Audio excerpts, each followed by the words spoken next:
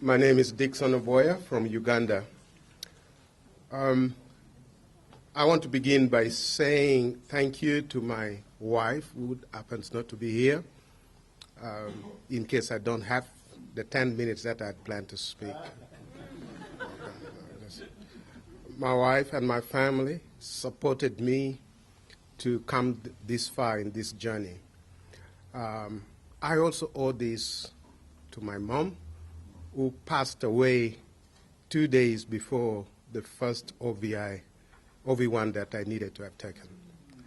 It was sad, it was difficult for me because I had to postpone coming to Seattle to attend to that. And when I registered to begin, my brother passed away again.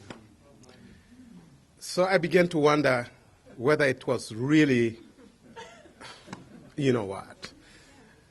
I tried to be a little Pentecostal and look for the demons, kind of exercise. But as a good Anglican, we thought that, I would just go and pray and say a few prayers here and then get it sorted out. But I thank God for the opportunity to have come this far. And for me, really, today is a milestone in the process of the journey that is far from over. And I want to thank BGU for equipping me, putting one more tool in my toolbox. It's not the old toolbox, but I see this as very useful. I come from Africa, a continent of contradictions. The richest continent, and yet the people are the poorest. The most beautiful, and yet the ugliness of what life is like is unimaginable. It's a continent that cries out, who will help us? And I know that God uniquely positioned me and pushed me a few places here and there for such a time as this. I come from amongst a people in the northern Uganda called the Acholi.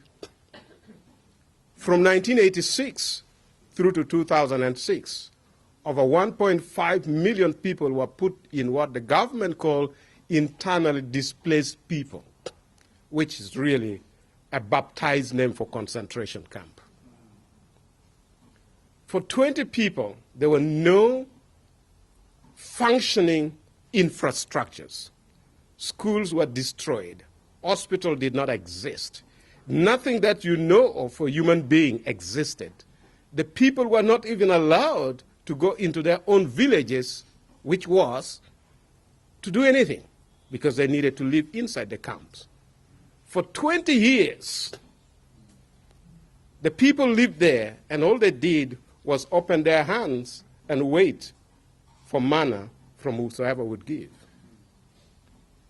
Today, Uganda is one of the youngest countries in the world. 78% of our population are people 30 years and under. And you can imagine if there were 20 years plus in the camp, we have a huge population that has known nothing else but camp life for 20 plus years. These are young men and women who do not know how to read and to write because the schools were not there. These are young men and women who have no idea about works because there was no work. The only work they knew was to line up and wait for manna and go and eat it. A people to whom hope is a strange thing. We live almost like animals.